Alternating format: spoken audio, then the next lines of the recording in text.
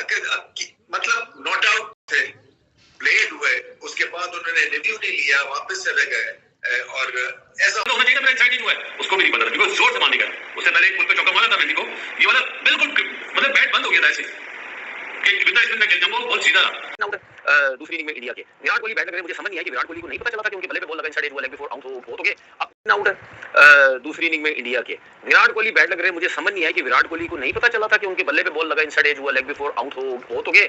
अब होता है कभी कभार कि आपको नहीं समझ लगती कि मेरा इनसाइड एज लगा है या नहीं लगा, जिसकी वजह से वो फिर उन्होंने शुभमन गिल से पूछा और शुभमन गिल को इतनी दूर जब उनको फील नहीं हो रहा, आवाज आई है तो वो शुभमन गिल को ये आवाज कहां से पता चलेगी, जिसकी वजह से उसने बोला कि नहीं यार ये तो प्लम लगा है, सीधा जाके जो है वो लगा है। अब जो है अब क्या होगा, मैं गारंटी से कह रहा हूं, अभी भी 300 रन करके दे दो, मतलब टोटल 300 का टारगेट दे दो, बांग्लादेश से नहीं बनेगा।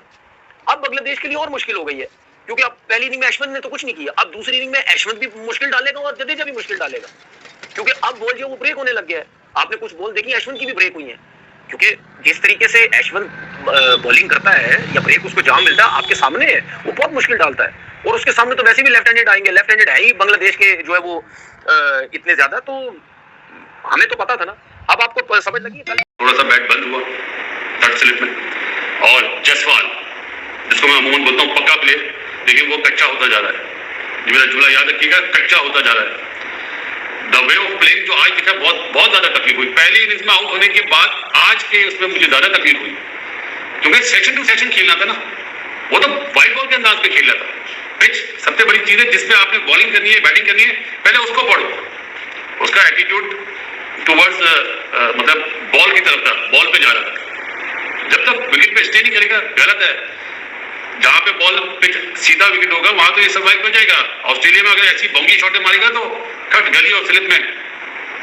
गलत सोच है, मेरे ख्याल है गौतम को चाहिए इससे बात करें। ये प्लेयर बनना सीखो, प्लेयर समझते हैं ये बेस बनानी है क्योंकि अभी तो दोनों इनिंग्स में रोहित शर्मा आउट हो गया ना। अभी जिसको पहले इनिंग्स में आप लोगों ने बड़ा शोर मचाया था जिसको भाग करो 33 रन पे खेल रहा है गिल, और जो आज उसने 2 बुले मारी है ना, क्या बात है कट पे, उसके लिए पॉइंट्स बनाए। अभी नहीं बोलूंगा, आज नहीं बोलूंगा, कल उसकी बैटिंग बनाए, उसके बाद उसके पॉइंट्स बताऊंगा और बड़ी सोच सोच के बनाए।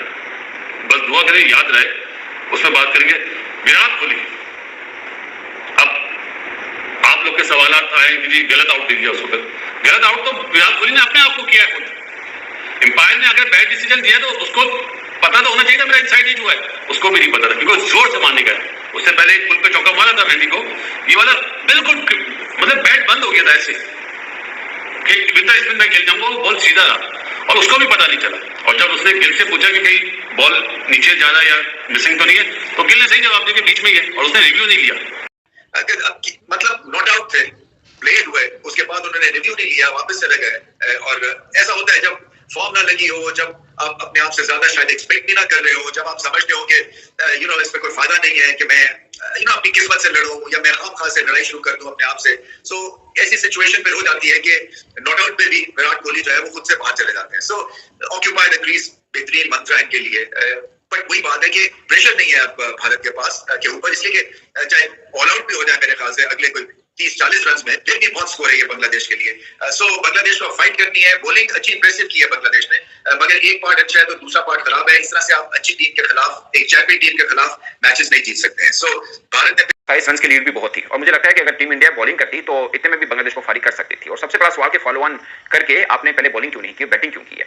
जो मुझे लगता है क्रिकेटिंग रीजन 2 हो सकती हैं। एक ये कि चेन्नई के अंदर हीट लेवल बहुत ज्यादा है, मतलब उसमें ह्यूमिडिटी लेवल भी बहुत ज्यादा होता है कि समंदर के पास ये वेन्यू है। शायद 2 वेन्यूज हैं, कोची और एक ये चेन्नई, जिसमें गर्मी बहुत ज्यादा है और ह्यूमिडिटी लेवल भी थोड़ा सा ज्यादा माना जाता है। अगरचे दिल्ली में भी ऐसा ही है मगर यहाँ पे ह्यूमिडिटी लेवल भी कुछ इस तरह से है। और फास्ट बॉलर्स को दोबारा फिर मैदान में उतारना, अगरचे वो फिटनेस लेवल तो वो होगा ऑफ कोर्स, खासकर बुमराह और आकाशदीप जो है, सिराज हैं, अच्छे हैं, इसमें कोई शक नहीं है। बट मुझे लगता है कि रोहित शर्मा ने सोचा होगा कि यार फास्ट बॉलर को क्यों थकाना है, पहले बैटिंग कर लेते हैं कि तीसरे दिन मैच से भी खेल खत्म किया जा सकता है। और तीसरी रीजन ये भी हो सकती है, दूसरी रीजन के एक लंबे टाइम पीरियड के बाद उनके बल्लेबाज टेस्ट क्रिकेट इंटरनेशनल में खेल रहे हैं, तो बेहतर है क्या बैटर्स को थोड़ा और अपॉर्चुनिटी दे दें। क्या वो नहीं राना को स्पेशली खेलने का, नहीं राना ने दोनों इनिंग्स के अंदर जयसवाल को आउट किया, जयसवाल इस वक्त उनके अच्छी फॉर्म के अंदर खेल रहे हैं। रोहित शर्मा भी दोबारा बेहतर रन नहीं कर पाए, विराट कोहली भी नहीं कर पाए, बट मुझे लगता है कि ये एक है कि चले नहीं राना और हसन जो उनके बॉलर हैं, तास्किन, उनको थोड़ा सा और खेला जाए तो ज्यादा बेहतर रहेगा। बट मेन रीजन मुझे लगा कि हीट की वजह से अपने फास्ट बॉलर्स को दोबारा मैदान में नहीं उतारा है रोहित शर्मा ने। बट पॉइंट इसके टेस्ट 5 रोज का होता है और अपेरेंटली लग रहा है कि 3 दिन में खत्म हो जाएगा।